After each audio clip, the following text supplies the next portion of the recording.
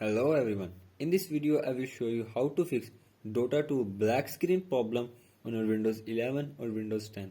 So to fix this issue, follow every step as I am showing in this video, and do not forget to subscribe this channel and also press the bell icon for the latest upcoming videos. Hope so this will fix your problem and help you a lot.